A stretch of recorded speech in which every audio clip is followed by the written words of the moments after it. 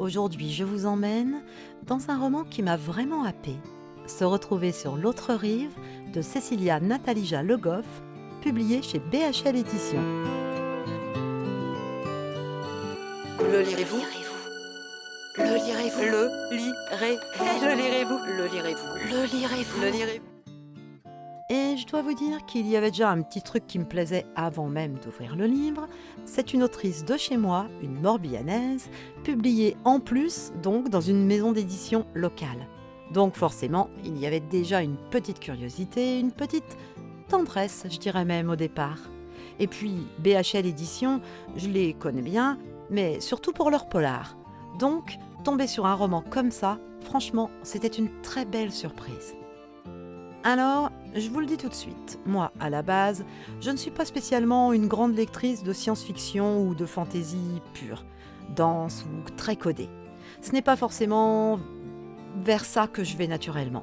Mais là, j'ai vraiment été embarquée.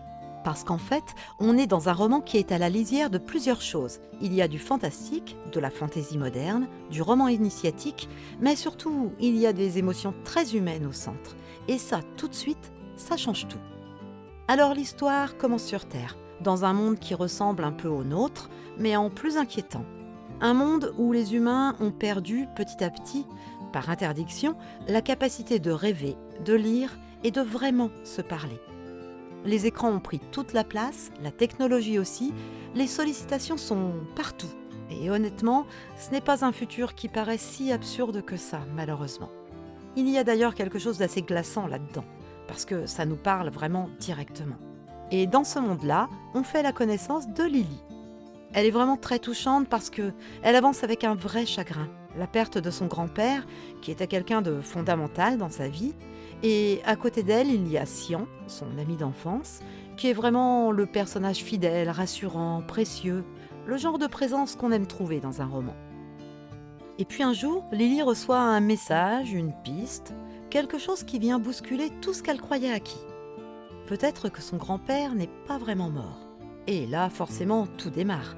Elle part dans une quête, dans une traversée qui va la mener de l'autre côté, dans un monde nourri de mythologie celtique et irlandaise.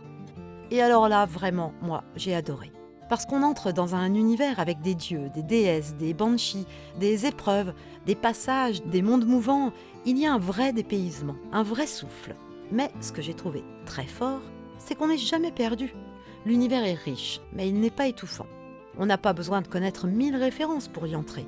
On découvre tout avec Lily, donc ça reste très fluide, très vivant.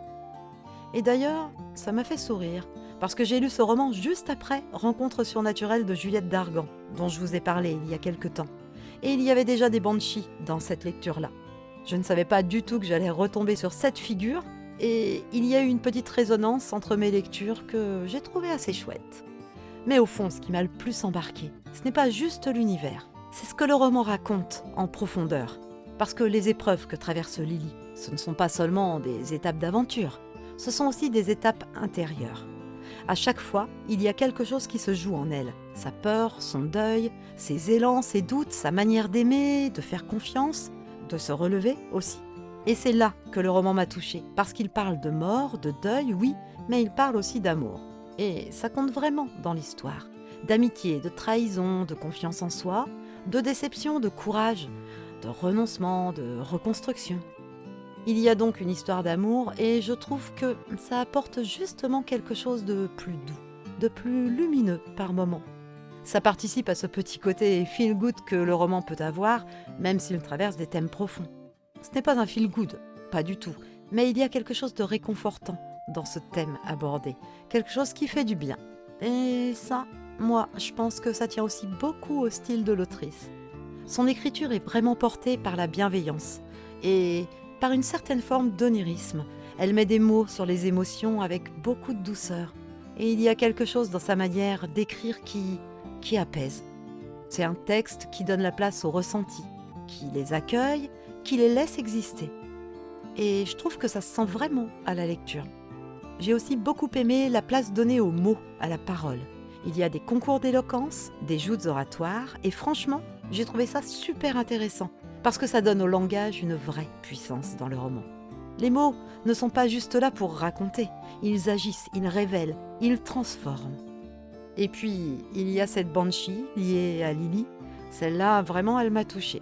Parce qu'elle renvoie à l'enfance, au grand-père, à quelque chose de très intime, de très fort et très fragile à la fois. Et c'est peut-être ça que j'ai trouvé le plus réussi, en fait, dans ce livre. Même quand il part très loin dans l'imaginaire, il reste toujours relié à quelque chose de profondément humain. On peut s'y retrouver. En tout cas, moi, à plusieurs moments, il y a des choses qui ont résonné avec mes propres épreuves, même si, évidemment, ça n'a rien à voir avec des dieux ou des banshees dans la vraie vie, mais l'écho émotionnel, lui, était bien là. Alors, il va plaire à qui, ce roman ? À ceux et celles qui aiment les romans initiatiques, à ceux et celles qui aiment les légendes celtiques, l'Irlande, les univers un peu fantastiques, à ceux et celles qui aiment les histoires où l'on voyage loin, mais où l'on revient aussi vers soi, aux lecteurs et lectrices qui aiment les romans qui parlent de deuil, d'amitié, d'imaginaire, de courage et de reconstruction. Franchement, si vous avez envie d'un roman accessible, poétique, sensible, avec de l'aventure, de l'émotion, un peu de merveilleux, une histoire d'amour aussi, et ce petit fond lumineux qui fait du bien, je pense que ça peut vraiment vous plaire. Pour moi, c'est typiquement le genre de lecture qu'on emporte en vacances, surtout si vous aimez les ambiances de Bretagne, d'Irlande ou d'Écosse, les paysages de brume, les légendes, la mer, l'invisible. Il y a vraiment quelque chose de cet ordre-là dans ce roman. Et puis au fond, c'est aussi un livre qui nous rappelle quelque chose d'essentiel, l'importance de rêver. Et ça, dans le monde qu'il décrit au début, comme dans le nôtre parfois, c'est pas rien. Donc, vous l'aurez compris, se retrouver sur l'autre rive, c'est une très belle découverte pour moi. Une lecture qui m'a fait voyager, qui m'a touchée, qui m'a vraiment embarquée et que je suis très contente d'avoir lu. Alors je remercie Céline Nathalija Le Goff de m'avoir fait confiance. Se retrouver sur l'autre rive aux éditions BHL de Céline Nathalija Le Goff que vous pouvez trouver partout, mais vraiment partout. Et voilà, cette chronique est terminée. Si ça vous a plu, n'oubliez pas de vous abonner, de laisser un commentaire si vous avez déjà lu ce livre ou pas, de partager autour de vous.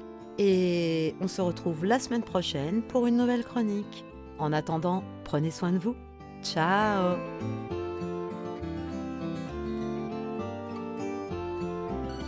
Le lirez-vous? Le lirez-vous? Le lirez-vous? Le lirez-vous? Le lirez-vous? Le lirez-vous? Le lirez-vous?